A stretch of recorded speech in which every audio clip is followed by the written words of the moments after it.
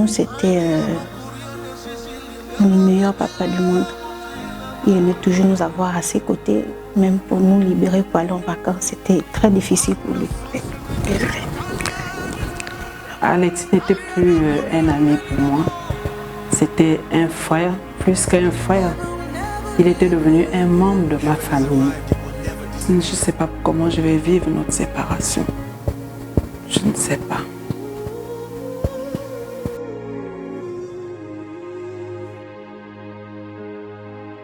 Il n'a jamais été absent pour un besoin quelconque de la famille.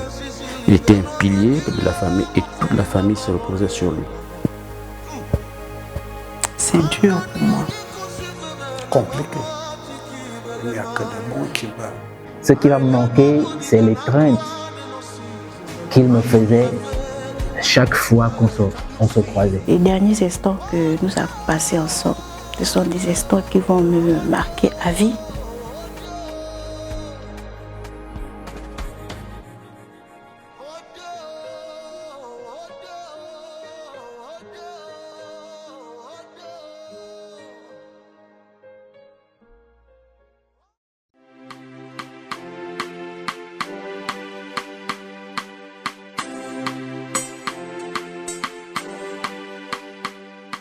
Le 4 août 1960, la ville de Yem voyait naître Alexis Henri Bibang. Fils de feu Alogomba Clément et de feu Obon Eyi Adel, il portait fièrement ses racines du Grand Nord, entre Allenbon et Miel et Sangui. Il était le 4e fils sur 10 enfants du côté de sa mère et le 4e sur 30 du côté de son père. Alexis était le 2e garçon de maman sur 4, moi j'étais le 3e. Le 4e enfant de maman sur 10, moi je suis le 6e. Donc ça veut dire que directement j'étais son cadet. Et tout ce que je sais faire dans la vie, il a été le principal artisan. Papa décède en 1998. Pourtant, 2e garçon de papa, il a pris le achat de toute la famille et rien dans la famille ne se faisait tant qu'il n'était pas là. Il n'a jamais été absent pour un besoin quelconque de la famille. Il était un pilier de la famille et toute la famille se reposait sur lui.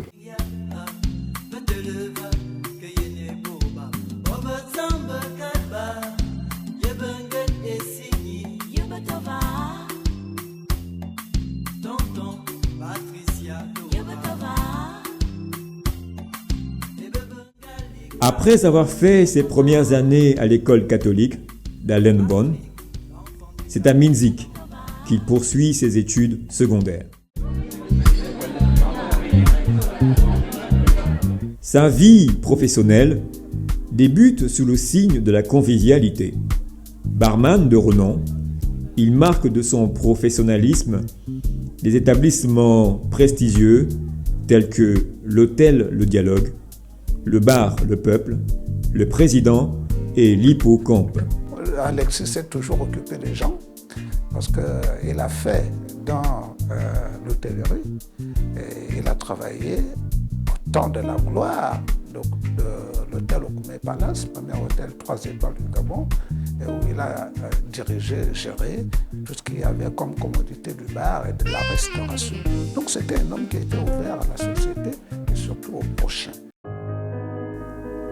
C'est derrière ces comptoirs que naît sa véritable passion, la photographie. Profitant de ces heures creuses pour capturer l'instant, il décide de faire de l'image son métier. C'est ainsi qu'en 1998, il rejoint le quotidien L'Union. Alexis, il a fait la presse écrite, beaucoup ne le savent pas. Il a été au journal L'Union Soga Presse parce qu'il s'est occupé de l'image là-bas. Il était l'un des premiers et meilleurs photographes du journal L'Union. Avant d'intégrer en 1999 les équipes de TV+. Il y consacrera plus de 2 décennies de carrière. Quand j'entre à TV+, en 2004, je pense, Alexis y était déjà depuis 1998, donc à la date de la création de TV+. Et il faisait partie de ceux qui écrivaient l'histoire de TV+. Il a donc participé à plusieurs missions. Alexis-Henri Biban faisait partie de l'expédition en 2006 de la Coupe du monde de football en Allemagne. Je pense qu'il a aussi fait partie de l'expédition de la Coupe d'Afrique, je crois de la même année, qui s'était déroulée au Ghana. Alexis-Henri Biban a participé à toutes les missions à l'intérieur du pays. Je me souviens notamment d'une mission que nous avions faite ensemble à Mouila, à l'occasion de l'organisation des élections législatives de 2006. Et Alexis et moi, nous étions dans un groupe qui était parti à Mouila et nous avons couvert toutes les élections législatives sur l'ensemble de la province de Langouni. Alexis et moi, nous avions fait près de 13 ans à travailler ensemble à TV+, mais nous avions, sur les 13 ans à être ensemble à TV+, fait 11 ans en couple binôme. C'est-à-dire qu'Alexis était mon caméraman attitré. La particularité de travailler avec ce monsieur était que nous brisions un peu la forme journalistique et surtout nous brisions les préparations pour les challenges de la communication audiovisuelle. Il me demandait « Qu'est-ce que tu veux faire apparaître ?» Je le lui expliquais simplement et lui me disait « Fais ce que tu as à faire, moi je fais ce que j'ai à faire ». Ce qui faisait que nous avons même créé des styles de tournage et je dirais de couverture assez atypiques qui ne répondaient pas en tout sens au canon de la communication. Nous faisions des reportages en faux direct, mais des reportages où les monteurs n'avaient qu'à mettre le générique début et le générique fin parce qu'on ne retirait rien. C'était une manière de dire que notre communication était au-delà du professionnalisme ou du métier, c'était beaucoup plus moral et spirituel.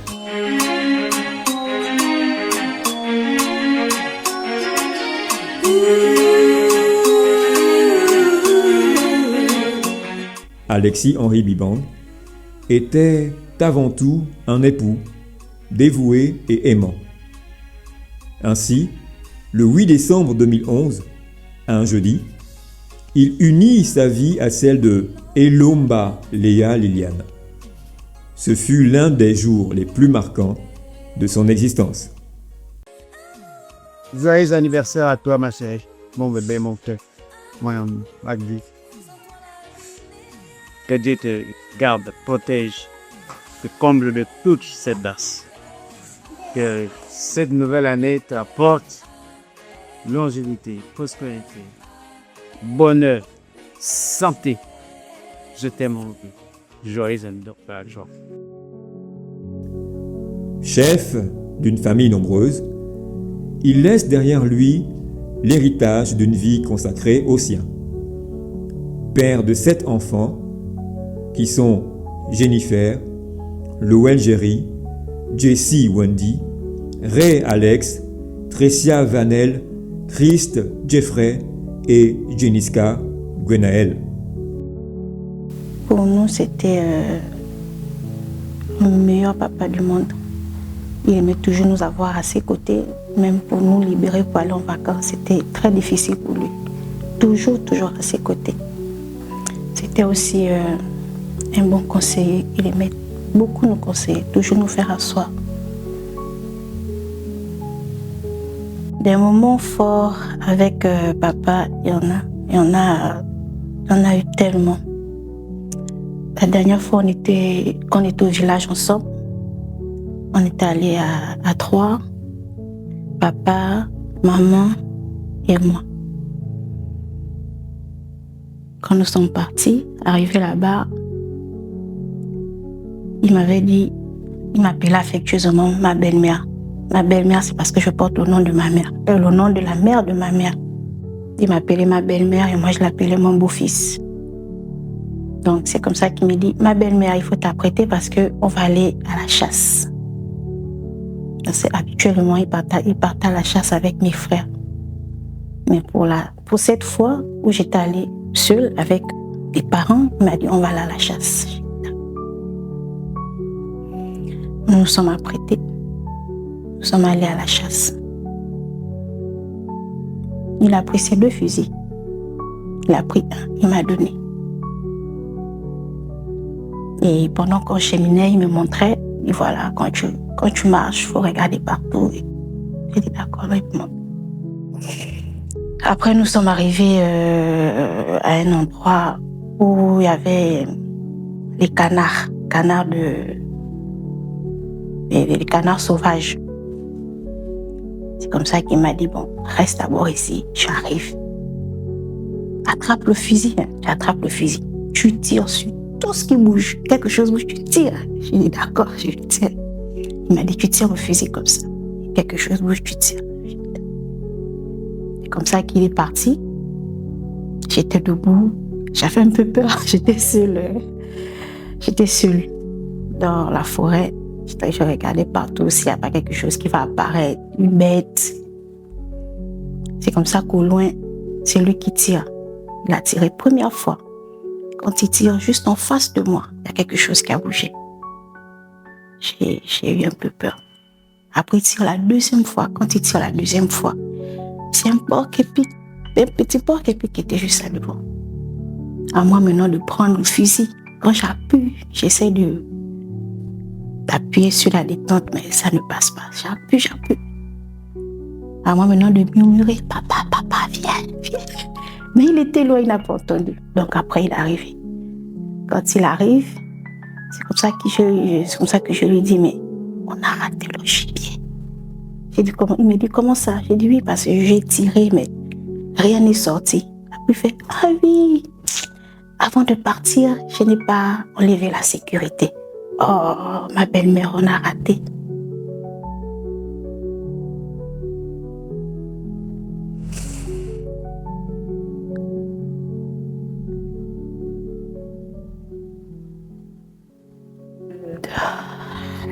Alexis aimait me présenter à tout le monde. Il voulait que tout le monde sache que j'étais son ami. Lorsque j'allais à TV+, il appelait tous ses collègues. Venez voir mon ami est là. Je me rappelle un jour, il m'appelle pour me dire qu'il voulait manger la sauce d'arachide. Il est arrivé à midi avec son ami Bitégué. Et puis son ami se met à m'appeler mon ami. Il a dit à son collègue, non, tu ne peux pas l'appeler mon ami, c'est mon ami. C'est mon ami.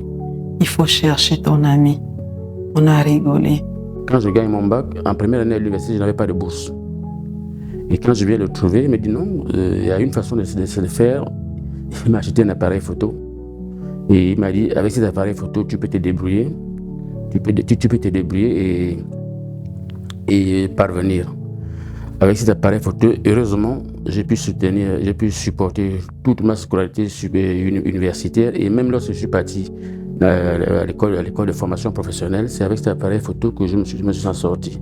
Et le salaire était venu, je n'avais pas eu de problème personnel de finances. Donc pour ça, c'est un grand coup de poing qu'il m'a donné. Il a connu la joie de voir grandir sa lignée à travers ses 9 petits-enfants. À chacun de ses petits-fils, il a donné un petit nom. Avec tous ses petits-fils, c'était comme ça. Quand on met un enfant à l'école ou à la garderie, il se plaignait toujours. Mais vous partez, vous mettez mes amis à l'école alors que vous savez que je suis là. Ils vont aller faire quoi là-bas, laisser. Avec la fille, l'année dernière encore, ça c'est la plus récente, l'année dernière, elle, quand on l'avait inscrit à la garderie, elle terminait à 17h. Maintenant, lui, qu'est-ce qu'il faisait? Pendant que nous sommes pour ceux-là à l'école et d'autres au travail, il partait récupérer l'enfant à 11h. Quand on arrive, on trouve que l'enfant est déjà à la maison. Elle fait quoi à la maison? Oh, elle fait aussi quoi à l'école? Comment vous pouvez vous laisser ma cocotte? Parce qu'il appelait sa petite fille, il appelait sa petite fille ma cocotte. Vous laissez la cocotte à l'école jusqu'à 17h. Elle fait quoi là-bas? Alors que je suis là, je n'ai vu rien. Ils n'aimaient pas quand on crie sur eux, ils n'aimaient pas quand on tape. Dès que tu sais, c'est même plus de crier sur un de ses petits-fils. Est-ce que c'est comme ça que moi-même je vous parle? Toujours protecteur, toujours protecteur.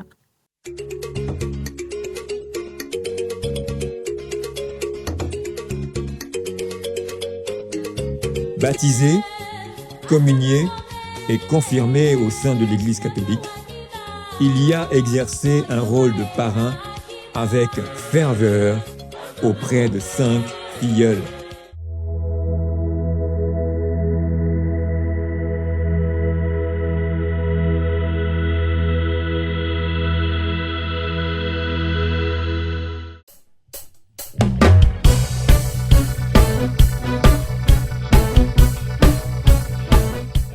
Guidé par son appel intérieur, il a par la suite rejoint les ministères, le son de la trompette. Alexis, c'était mon frère. C'est depuis 2024. Je peux dire qu'on est parti d'ici parce que celui qui conduisait le pick-up est venu me chercher à la maison et on a commencé le voyage le matin ce jour-là. On est arrivé jusqu'à Oyem, mais pendant le voyage, il conduisait vite. Et j'étais tout le temps crispée. Il me disait, non, détends-toi. J'avais vraiment peur. Et on est arrivé à Oyem. Lorsque nous sommes arrivés à Oyem, ce que je retiens de lui, c'est que il était tout le temps disponible. Vraiment, quand j'avais besoin de lui, ou bien quand on avait besoin de faire les courses, il était toujours là. Même quand il était en train de travailler là où il y avait la convention, il laissait d'abord et puis après il venait faire la course. Qu'on était devenus vraiment frères et sœurs. Et à chaque fois, je lui disais, on ne parle qu'en Oyem. Parce que tous les dimanches, je me posais cette question. Et c'était à lui, il me renvoyait souvent la question, il me dit, c'est toi qui dois organiser le départ pour Oyem.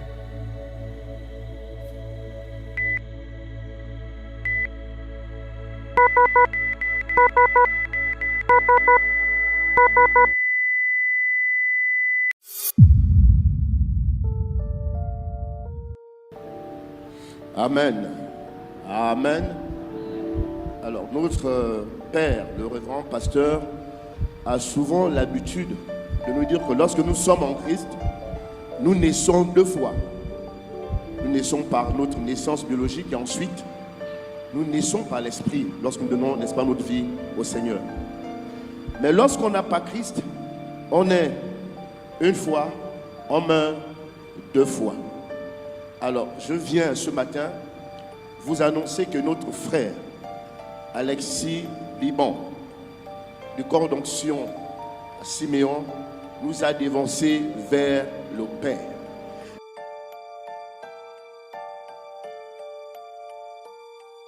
Le nom Alexis Henri Liban est un nom qui autrefois j'entendais dans le monde des médias, surtout lorsque TV+ dominait la scène des médias gabonais. C'est dans ce cadre-là où, pour la première fois, j'ai entendu ce nom, Alexis Henri Liban. Je crois que lorsque un nom revient constamment comme celui-ci dans les médias, c'est que c'était quelqu'un de très compétent. Puis après, je le découvre donc à l'église centrale de Touran, comme étant ouvrier dans le Seigneur. J'ai fait sa connaissance. Il s'est révélé comme étant un homme humble, serviable, sans histoire. Et je crois que la plupart des fidèles de l'Église qui l'ont connu vous le diront.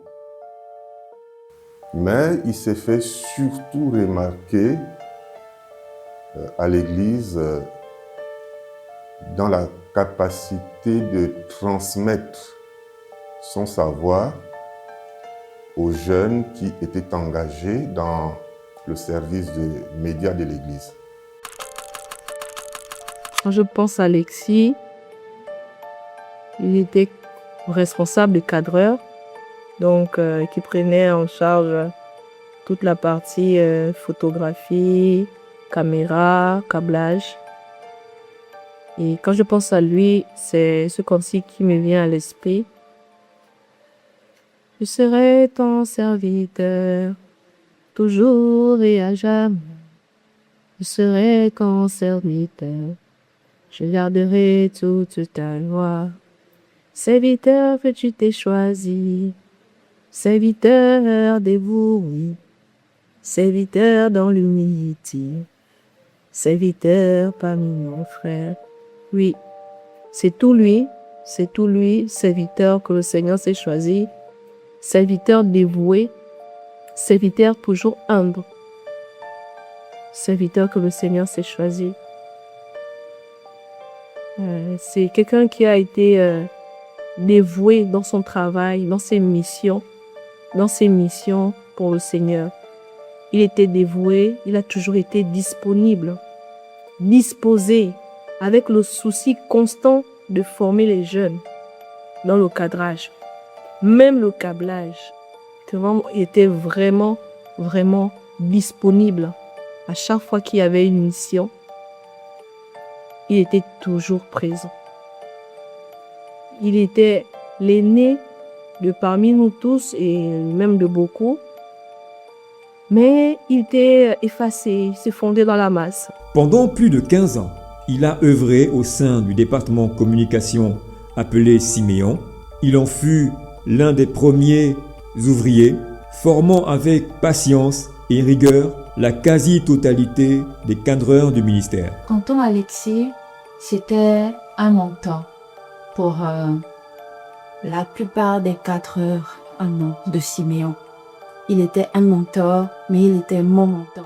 Lorsque j'ai commencé la photographie, le cadrage, en 2015, avec lui, j'avais extrêmement, et il le savait, j'avais extrêmement peur de la foule. J'avais peur de me mettre à l'estrade et filmer les gens.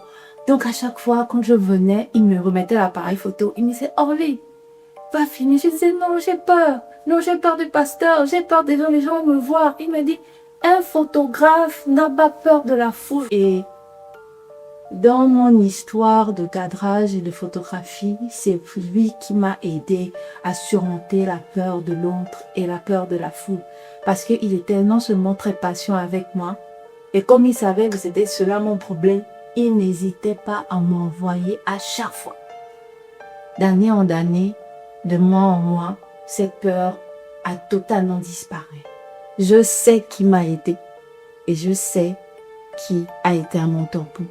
Merci, tonton Alexis. S'il me faut parler de tonton Alexis, je veux dire qu'en arrivant à Siméon, c'était mon responsable du cadrage. Et par la suite, il est devenu comme un père avec beaucoup d'histoires. Parce que c'est quelqu'un qui avait toujours beaucoup d'histoires à raconter. Par rapport à tout ce qu'il avait déjà vécu, toutes ces petites anecdotes, quand il faisait ses petites missions. Mais il y a quelque chose qui m'a beaucoup marqué avec lui, c'est la patience qu'il a eu à avoir envers moi. J'ai l'émotion qui monte déjà, simplement de penser qu'il n'est plus avec nous. Tonton Alexis, c'est un symbole de Siméon et que nous perdons aujourd'hui. Symbole parce qu'il a été là depuis le début et qu'il a formé pas mal de personnes. Tonton Alexis ne pouvait pas te voir un dimanche matin arriver sans qu'il te fasse ce câlin, cette étreinte qui te remettait bien tout de suite dans le bain de culte en fait. Je me souviens quand je suis rentrée à Siméon en 2022, on faisait encore des entretiens. C'était le seul parmi toutes les personnes en face de moi qui me souriait et ça m'avait, comment dire, ça me faisait chaud au cœur Ce qui m'a surtout marqué avec lui, c'était la confiance qu'il avait en moi. Il avait une grande confiance en moi, il m'attribuait toujours des tâches. Même moi-même, souvent, je me disais que comment ça se fait qu'il ait autant confiance en moi. On a commencé à souder les câbles et même quand on faisait quelque chose en équipe, il m'attribuait toujours tout le mérite. Vraiment, juste pour vous expliquer la façon dont il applaudissait toujours mes efforts plus que les autres. Et hormis ça aussi, il m'écoutait toujours. En tout cas, c'était mon papy. C'était mon papy. 2014, j'étais assis aux escaliers du torrent, les escaliers qui mènent en haut. Je ne sais pas ce que j'étais en train de faire. Mais lui, il est rentré, il venait à l'église et il m'a vu à l'escalier.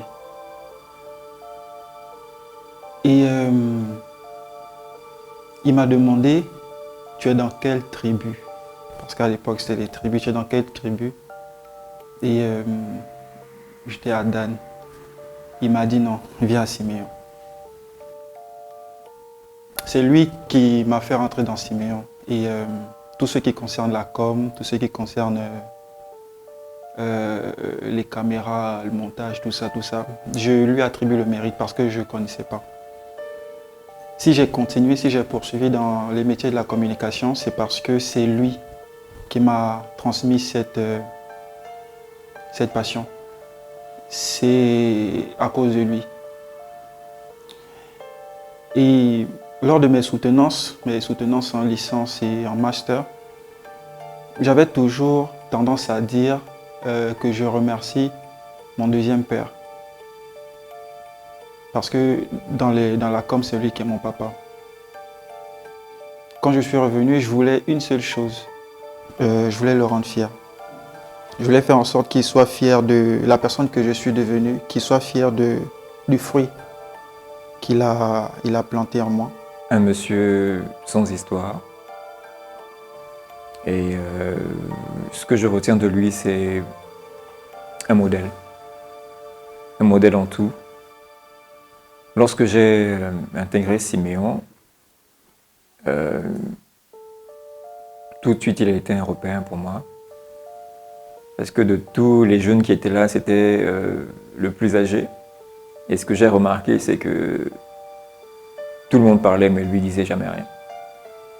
Il fallait lui donner la parole pour qu'il puisse dire quelque chose. Et chaque fois qu'il prenait la parole, c'était toujours des paroles apaisantes. Et vraiment, c'est quelqu'un qui va nous manquer, qui va me manquer dans Alexis. C'est dur de parler de lui au passé. Mais je crois fermement, je crois fortement que chacun de nous, chacun des membres de Siméon, porte sur lui son empreinte. Car je crois de tout mon cœur que nous tous, nous le pleurons. Pas parce qu'il est parti, mais parce que nous avions encore besoin d'en apprendre plus. Je pense que tonton Alexis avait beaucoup encore à nous donner. Alexis Henri Bibang laisse le souvenir d'un homme polyvalent, passionné et profondément attaché aux valeurs familiales et chrétiennes. Je prendrai ces paroles de l'apôtre Paul lorsqu'il s'adresse à Timothée en lui disant « Ce que tu as appris de moi, confie-le à des hommes fidèles qui soient capables à l'enseigner à d'autres. » Et c'est ce qu'a été Alexis Henri Bibang pour cette communauté de l'église centrale Lotoran. Son savoir, ses connaissances dans le domaine des médias, il a confié à, je dirais, des garçons, à des filles fidèles qui aujourd'hui, quand je regarde au niveau de l'église, qui aujourd'hui sont capables de transmettre aussi ces connaissances à de nouvelles personnes qui s'engagent donc dans le domaine des médias à l'église centrale Lotoran. Un artisan de l'ombre qui a su, par son objectif, Sa caméra, sa technicité et son sourire illuminaient le quotidien de ceux qui l'ont côtoyé. Au-delà des qualités professionnelles d'Alexis, il y avait un homme très affable, très social et, inutile de le dire ici, toujours souriant, qui s'érigeait et se comportait en grand frère parce que, il faut le dire, il faisait partie des aînés, des plus âgés de notre maison au niveau de TV+, et il recevait le respect qui lui était dû. D'abord parce qu'il était un aîné, ensuite parce qu'il était pétri de talent dans le cadre de la prise de vue. Son départ nous attriste beaucoup parce que, comme l'a dit un de nos confrères, Ismaël Obiangze, Alexis Henri Biban était l'œil du futur. C'est-à-dire que Ismaël a fait référence au grand slogan que tous les Gabonais ont toujours repris en chœur et qui montrait l'image et les ambitions de TV+ à l'époque, c'est-à-dire que c'était la télévision du futur. Et Alexis était vraiment l'œil du futur. Nous avons remarqué son caractère humain, humaniste, sa sobriété et le fait qu'il était toujours un bon conseiller, parce qu'il a conseillé beaucoup de gens. Il m'a conseillé. Il m'appelait fiston. J'étais son fils. Et lui, il était mon père. Ce qui va me manquer, c'est l'étreinte qu'il me faisait chaque fois qu'on se croisait. Beaucoup diront qu'un baobab est tombé. Ils n'auront pas tort de le dire. Mais je dirais, un personnage atypique de la communication est tombé. Parce que dans le monde de la communication, c'est un monde de loups, un monde de félins, un monde de voraces. Tout le monde cherche la première place. Et pour avoir la première place, beaucoup étaient prêts à marcher sur des cadavres. Mais quand on marche sur des cadavres, on finit par avoir des pieds qui sentent mal. Mais Alexis, lui, il était celui qui aimait jouer le dernier, mais que la providence et la justice divine mettaient toujours au premier plan. Et je pense qu'il sera difficile aujourd'hui de trouver quelqu'un de son acabit. Il n'y a que des bons qui meurent.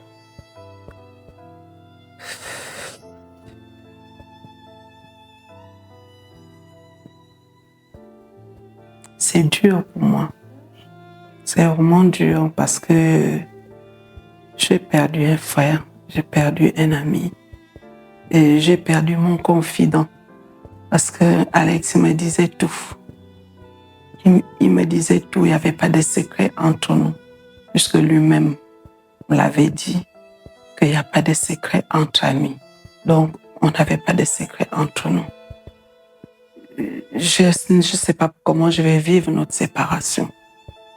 Je ne sais pas. Tu étais le seul ami que j'avais. Je sais que tu n'es pas parti.